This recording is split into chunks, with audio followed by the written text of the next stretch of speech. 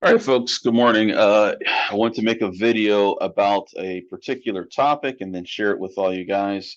So the topic is trading and time.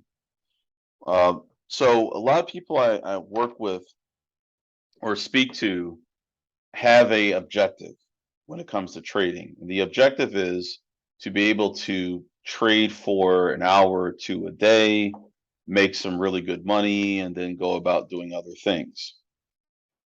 Now, one of the problems I have with this way of thinking is that it assumes that the market is going to be that consistent and that reliable that we would be able to expect to do that every day.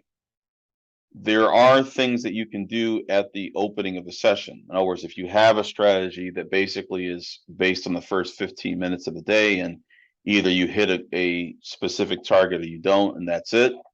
If that's the actual strategy, the way it's built, and it's something that happens very often enough that you can do that, great. I can think of one example of that.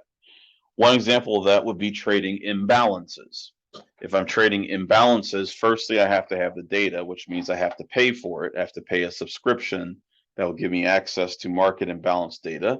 I can get that from the NASDAQ website. There are other places I can get it from too. The trading platform I use, Tachyon, which is a professional trading platform, not Thinkorswim, but Tachyon. That platform does offer that data as part of its package, as well as a lot of other data, which is one of the reasons I still use it. But that would mean that I have to have something like that, and I would have to trade based on imbalances.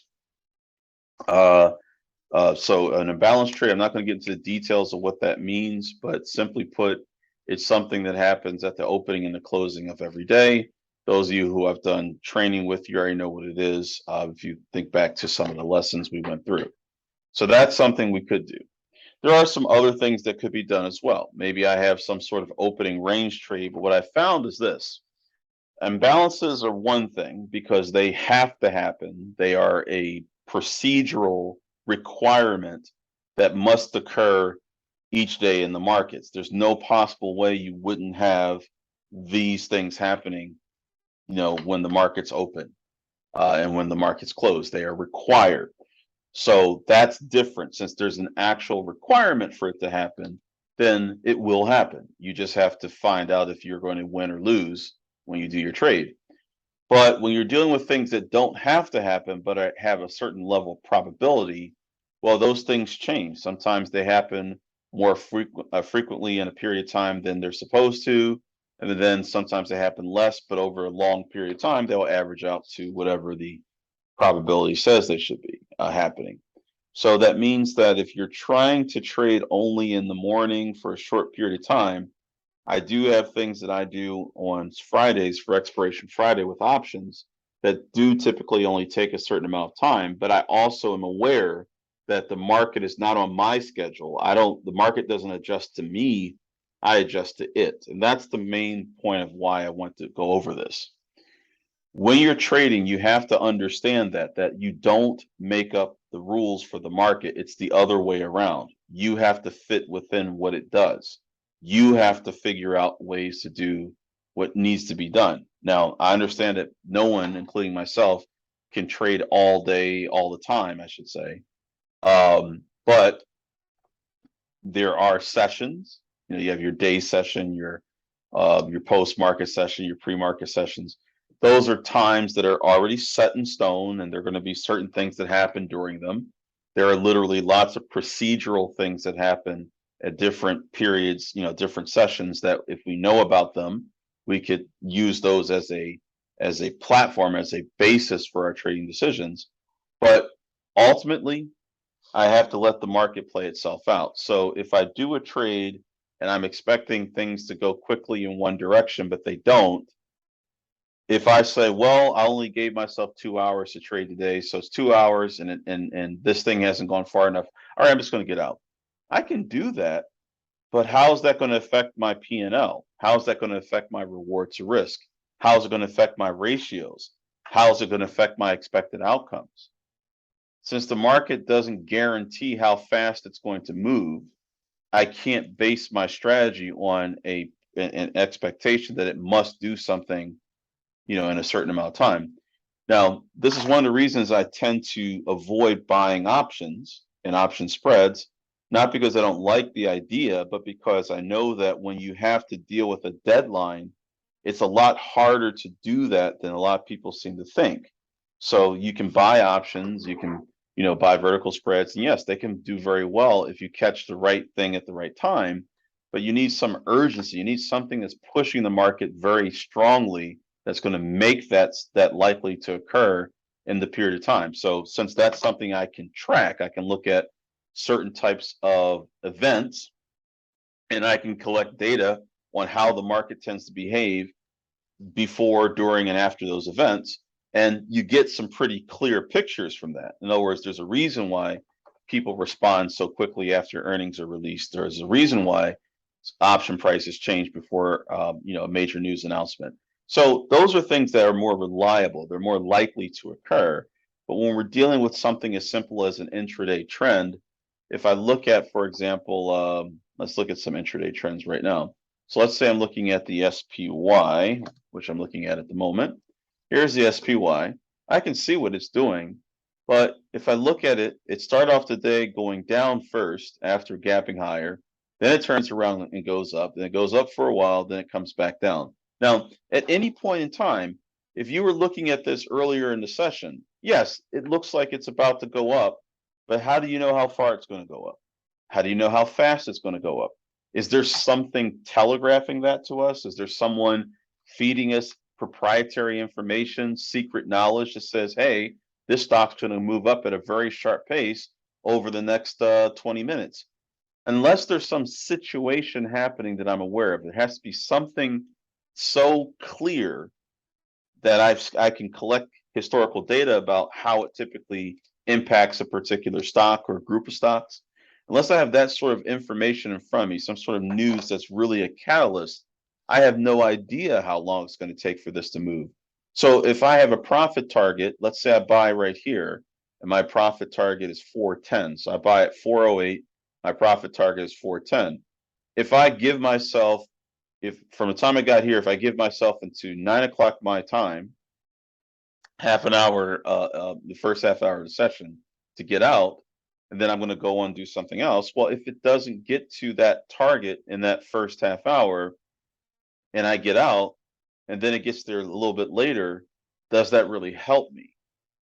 Right. So I understand time constraints, but we have to make sure that if we're going to trade within constraints of time, we need to make sure we're doing something that really does work well in that time, and we need to know the ins and outs first.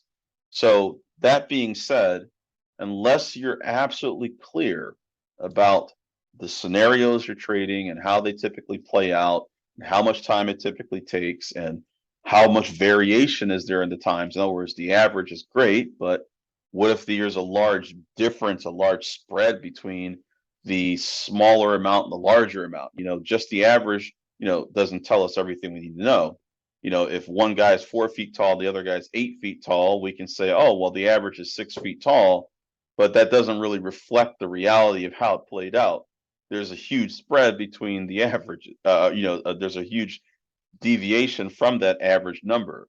But if you have a bunch of guys that measure in height and they're 5'10" to 6'2", 90 of them, and then there's 10 people that are outliers, then that average is more usable because it actually reflects a much smaller amount of deviation. I'm getting a little technical on this, but my point is we have to know what we're dealing with if we're going to be able to effectively deal with it. So if I'm selling options on expiration Friday, I need to know exactly what type of trend I need to see. I need to know how soon I have to see it. I need to know how it usually plays out. And if I know those things, then great. I can make money off of that because I know what the parameters look like and I know exactly what I have to do in the event I have an unusual outcome. And a lot of times I found that a lot of times you'll be in trades longer than what you expected. A trade that might take an hour almost every other day may take 3 or 4 hours today. You have to be prepared for that, expecting that there are going to be exceptions. And you have to have a plan of action already set up to deal with it. Now, for those of you I'm training, of course, I teach you that, but I also want to make sure that for you guys as well, those of you who are training with me, and those of you who are not, that you have some clue about, what it takes. You have to mold yourself and adjust your approach to what the market does. You can't expect the market to make things convenient for you and think about you and do things the way you want it to do. And every person that I've encountered who is just getting into trading, who has these ways of thinking, like I just want to do this. I always hear that. I just want this. I just want that. Great. You can want whatever you want, but the market doesn't care what you want. And it's not going to be accommodating. It's going to be brutal. It's going to be ruthless and unconcerned. And if you don't adjust to what it does, you just get chopped to death, blown up, you lose your money, and you have nothing to show for it. So, in my opinion, and it's not just an opinion, in fact, the only way you're going to survive in this game is if you adapt to what the game is giving you. So, if you're not seeing the types of trades you want and the market slowed down and everything's not going the way you want, oh well, it is what it is. You don't try to force the issue, you don't try to force a trade, you don't try to jump around and make things work. You wait to find the opportunities that you know, and if you happen to discover something else that could work, you do it like the professionals do. You test it out for an extended period of time. You learn everything you can about it. You test it, retest it, try it this way, try it that way, investigate why it works, why it doesn't work. And only when you have a clear picture of what it is you're dealing with do you actually start putting significant money at risk. We're not we're not trying to we're not trying to think that we're somehow going to have godlike powers and make the market do what we want. We don't want to be foolish. We want to be intelligent. We want to be shrewd. We want to be cunning. And those are things that you have to be if you're going to survive in the markets. So always adapt to what the market does. Pay attention to how it behaves. Don't try to force the issue. If you're not getting what you want, you're not getting as much as you want, oh well, there's nothing you can do about it. You move on and keep going from there. All right, folks. Hopefully this is a helpful video, and we'll talk again soon.